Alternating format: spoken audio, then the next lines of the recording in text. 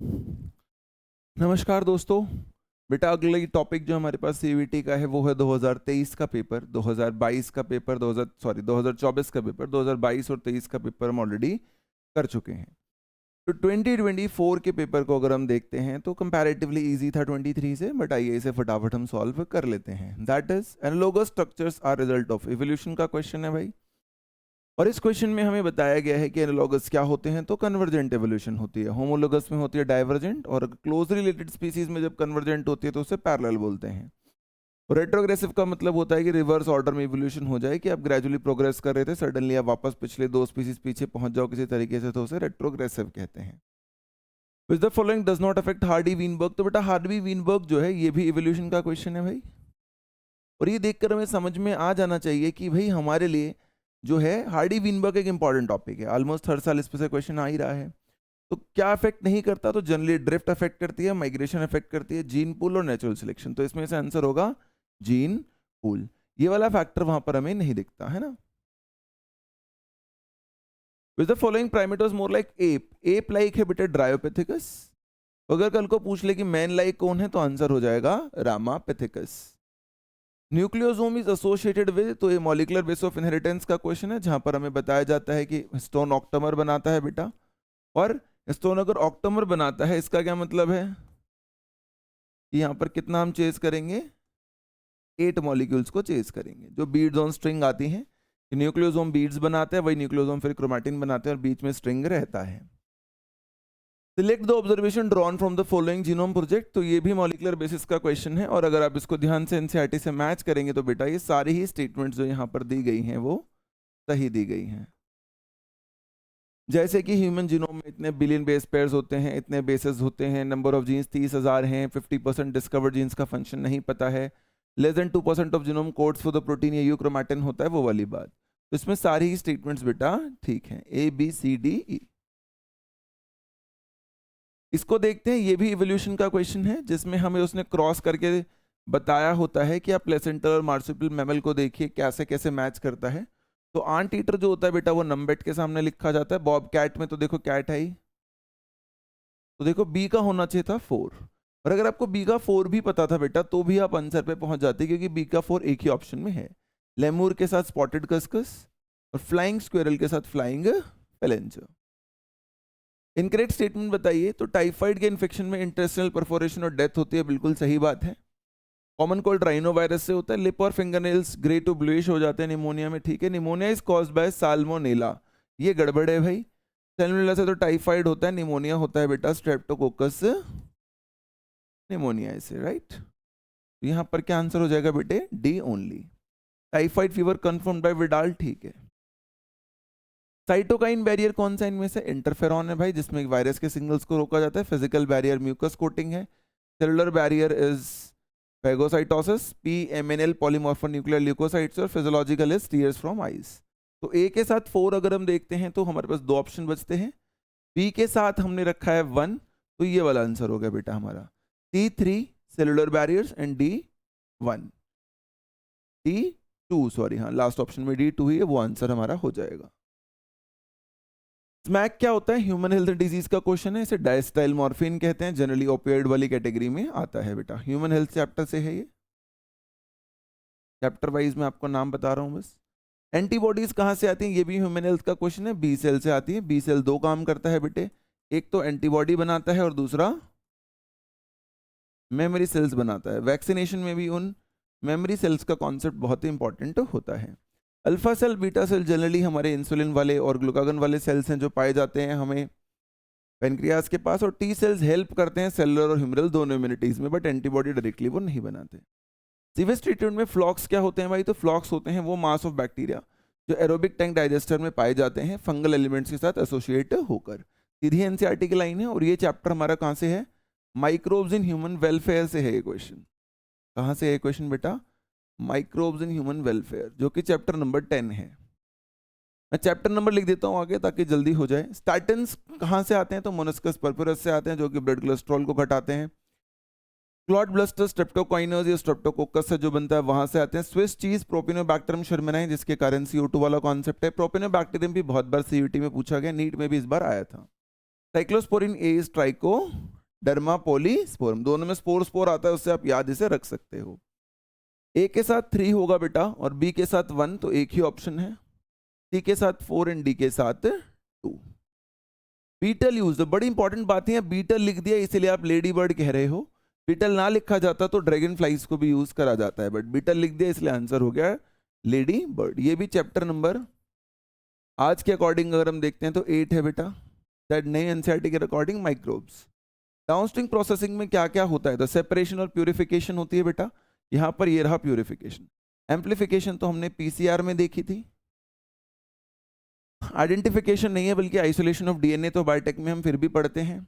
और फर्मेंटेशन भी हमने यहाँ नहीं पढ़े, हमने माइक्रोब्स में पढ़ी थी जब ब्रीवियर इंडस्ट्री या रेस्पिरेशन प्लांट में फर्मेंटेशन पढ़ाई जाती है, जिसका मतलब टू बॉयल होता है। नॉट करेक्टली मैच्ड, ये बायोटेक का क्वेश्चन है बेटा, जो चैप्टर नंबर नए एनसीईआरटी के अकॉर्डिंग 9 है, प्रिंसिपल्स वाला। ये डीएनए को जब आइसोलेट करते हैं तो कहाँ से आइसोलेट कर रहे हैं, उसकी सेल वॉल या प्लाज्मा मेम्ब्रेन को हमें हटाना पड़ता है। जैसे कि फंगस में काइटिनेज, प्लांट में सेलुलोज ठीक है, बैक्टीरिया में लाइसोजाइम ठीक है, बट एल्गी में मिथाइलेज ठीक नहीं है। इन सबके सेल वॉल में तो ये होता है, बट एल्गी में ऐसा मिथाइलेज वाला कोई कॉन्सेप्ट नहीं है। Arrange the following step involve in transformation of bacteria in sequence from initiation to end. बेटा ये हमें कॉम्पिटेंट डीएनए वाले टॉपिक में पढ़ाया जाता है, चैप्टर 9 में ही, इसमें कॉम्पिटेंट डीएनए वाले पार्ट में। तो क्या करते हैं हम जनरली, पहले हम डाइवेलेंट केटाइन से स्टार्ट करते हैं, फिर उसे आइस पर रखते हैं, फिर उसे हीट पर रखते हैं, फिर वापस उसे आइस पर रखते हैं, और बाद में सिलेक्टेबल मार्कर का इस्तेमाल करा जाता है ट्रांसफॉर्मेशन को चेक करने के लिए। तो बेसिकली BACDE होना चाहिए बेटा, ये रहा BACED, ये इसका आंसर है। इसमें से क्या इनकरेक्ट है, तो fragmentation of DNA can be separated by ELISA, ELISA नहीं होता बेटा, जेल इलेक्ट्रोफोरेसिस होता है, ये भी बायोटेक का क्वेश्चन है। Transformation is a procedure by which piece of DNA is introduced to host, ठीक है। Recombinant DNA technology does not involve, it do involve भाई। बिना डीएनए डिजायर्ड डीएनए फ्रेगमेंट के कहाँ वेक्टर और कहाँ पर फिर ट्रांसफॉर्मेशन होगी, कहीं नहीं होगी। DNA ligase are used for stitching DNA fragment into a vector, बिल्कुल ठीक। तो यहाँ पर ऑप्शन है A एंड C इनकरेक्ट पूछा है, तो A एंड C। ये बेटा बायोटेक एप्लीकेशन का क्वेश्चन है, जैसे ये तो चैप्टर नंबर 9 से ही था सेम, ये चैप्टर नंबर 10 से है। क्या है भाई, कि मिल्क जो रोजी काउ से ऑब्टेन हुआ था वो ह्यूमन बेबीज से ज्यादा था, देन नेचुरल ह्यूमन मिल्क नहीं होगा बेटा, काउ मिल्क होता है वो। उसके बाद biopiracy refers to use of bio resources without proper authorisation from MNC, नहीं भाई, इंडिजिनियस पीपल। एमएनसी तो करती है भाई बायोपेरेसी, एमएनसी के खिलाफ थोड़ी करा जाता है बेटा। थर्ड स्टेटमेंट है कि GAAC जो होती है वो डिसाइसिव बॉडी होती है फॉर सेफ्टी एंड वैलिडिटी। और फोर्थ स्टेटमेंट है ट्रांसजेनिक एनिमल से हमें अंडरस्टैंडिंग में हेल्प मिलती है डेवलपमेंट ऑफ डिजीज के लिए। तो दोनों C और D स्टेटमेंट सही है, पहली और दूसरी गलत है, तो यहां पर आंसर हो जाएगा C एंड D ओनली। फिर देखिए अल्फा 1 एंटीट्रिप्सिन बेटा, ये भी उसी चैप्टर का क्वेश्चन है, एम्फाइजमा में हेल्प करता है।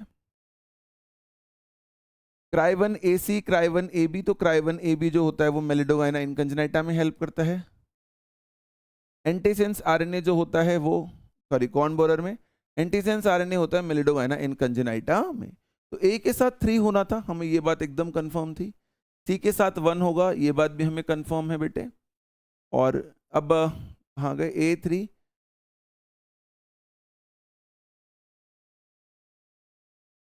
A3 होना चाहिए और D के साथ 2 होना चाहिए। कौन से ऑप्शन में है, A3D2 फर्स्ट ऑप्शन में, जिसमें कि D के साथ 4 है। Cry 1 AC is cotton boll worm, ठीक है बेटा। Expand GEAC, genetic engineering approval committee को कहते हैं बेटा, ये भी चैप्टर नंबर 10 से है। तो कुछ क्वेश्चंस तो काफी मॉडरेट लेवल के हैं, लेकिन कुछ क्वेश्चन इंटरेस्टिंगली यहाँ पर भी बेटे अच्छे लेवल के पाए जाते हैं। कोई टॉपिक में कंफ्यूजन हो तो आप कमेंट करके पूछ लीजिएगा, I am just explaining the PYQs to you. PT plant के केस में इंसेक्ट की डेथ हो जाती है इनएक्टिव प्रोटीन का कन्वर्ट होने के कारण। क्यों, क्योंकि गट का जो पीएच होता है इंसेक्ट का वो कैसा होता है बेटे, अल्कलाइन होता है।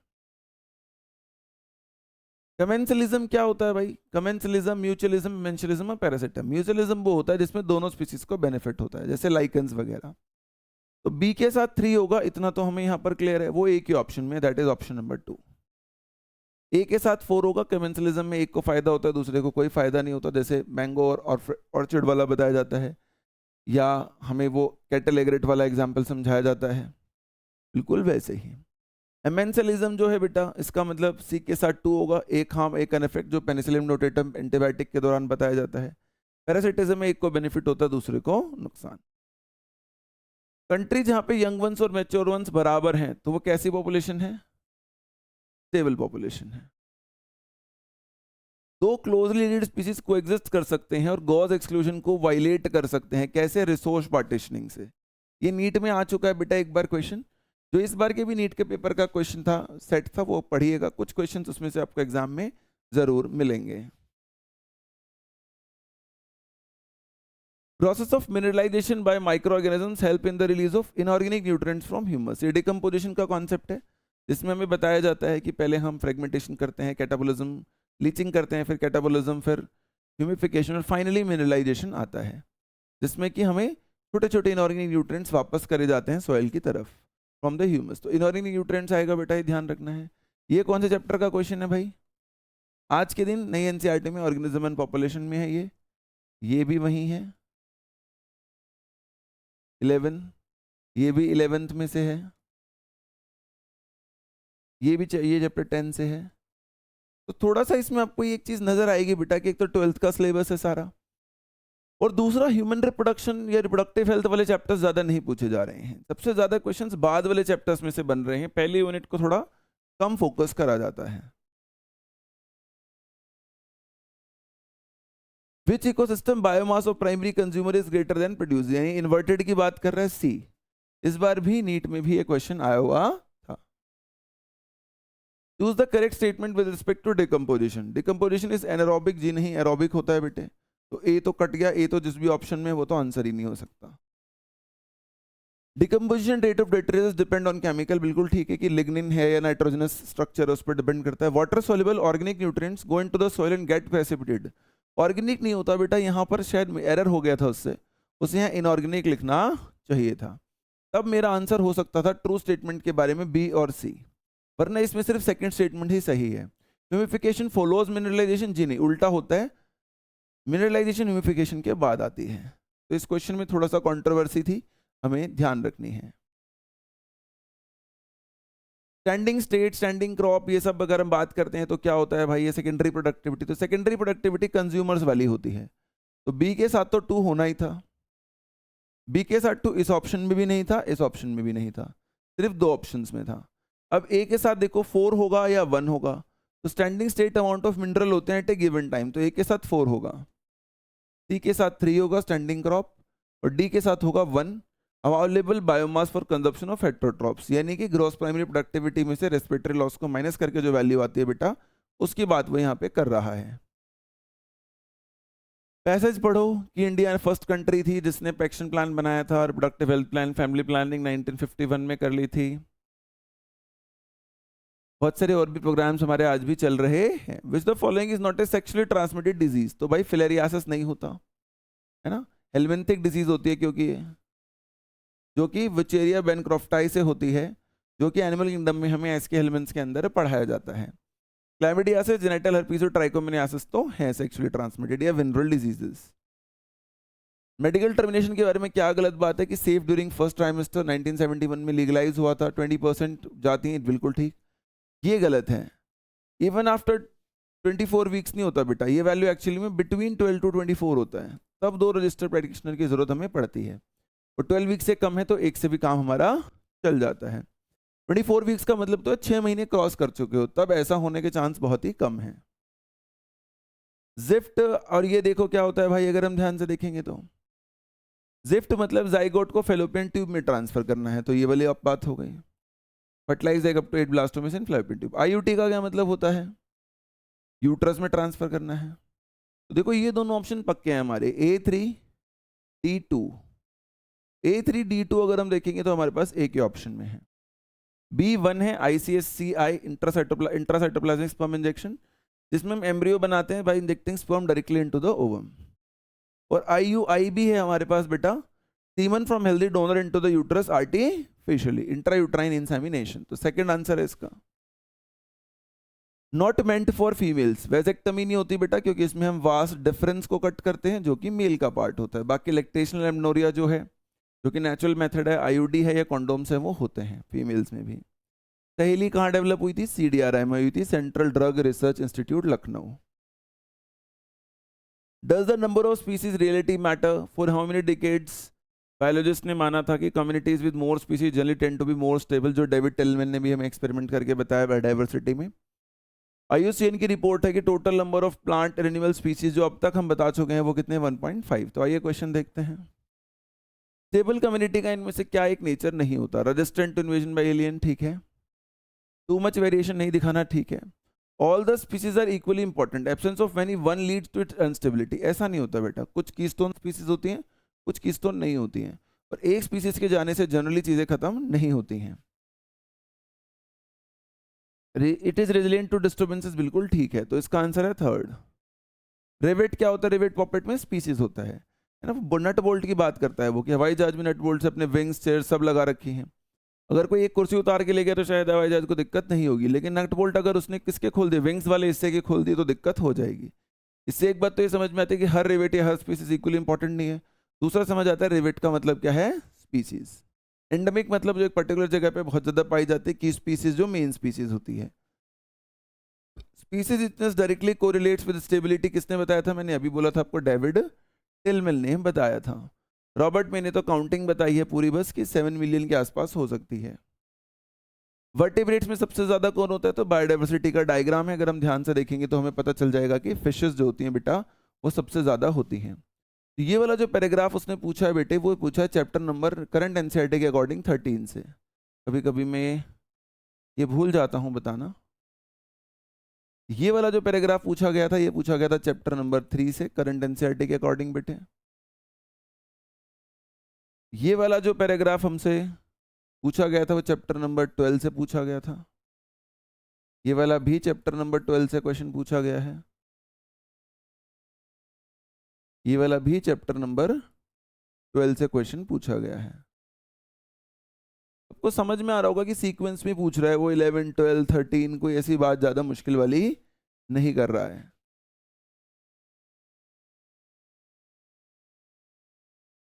Following are the hypothesis proposed in explaining greatest biological diversity in tropics, except तो टेम्परेट रीजन में ज्यादा ग्लेशिएशंस हुई थी जिसकी वजह से ट्रॉपिकल एटीट्यूड्स अनडिस्टर्ब्ड थे ज्यादातर। हाँ, सेकंड ऑप्शन, ट्रॉपिकल एनवायरमेंट्स में ह्यूमिडिटी मॉइस्चर ज्यादा थी, ऐसा कुछ नहीं है भाई, यही आंसर है इसका। ट्रॉपिकल एनवायरमेंट्स लेस सीजनल होते हैं, ठीक है। There is more solar energy in tropics, बिल्कुल ठीक है। ट्रॉपिक्स मतलब सन के पास वाले, टेम्परेट मतलब थोड़े पोल्स के पास वाले। ये भी बेटा क्वेश्चन हमें चैप्टर नंबर 13 में ही मिलेगा। Cell present in mature pollen grain, ये पहले भी एक बार सीवीटी में आ चुका है, फर्स्ट चैप्टर का क्वेश्चन है, वेजिटेटिव और जनरेटिव सेल। फिलीफॉर्म एपिट्रस का काम क्या होता है? Guides the pollen tube into synergid, epitome nourishes the pollen grain, exine के पास होगी स्पोरोपोलेनिन। तो हो गया आंसर। ए के साथ आएगा 3, बी के साथ आएगा 4, A3B4 C1D2। Primary endosperm nucleus कैसे बनता है? तो ट्रिपल फ्यूजन के कारण बनता है, जो एक सिंगल गैमेट जाता है सेंट्रल सेल से फ्यूज करता है बेटा। एपोमिक्सिस मतलब सीडी डेवलपमेंट बिना फर्टिलाइजेशन के, डबल फ्यूजन नहीं, डबल फर्टिलाइजेशन होती है। और पार्थेनोजेनेसिस मतलब बिना रिप्रोडक्शन के बना देना चीज़ों को। जैसे PYQ एक पीछे आया हुआ था कि किस में पार्थेनोजेनेसिस नहीं हो सकती, तो हमने 2023 वाले पेपर में बताया था कि मैमल्स में नहीं हो सकती, बाकी रोटिफर्स, लिजर्ड्स, हनीबीज में पार्थेनोजेनेसिस हो सकती है।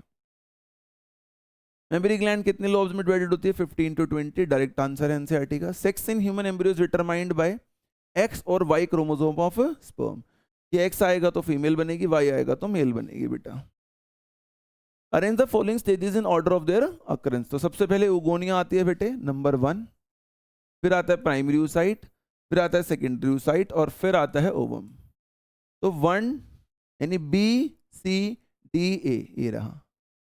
जब भी ऐसा क्वेश्चन अटेम्प्ट करते हो तो ऐसे लिख लिया करो पेपर अगर आपके पास हो तो, वरना गड़बड़ हो जाएगी।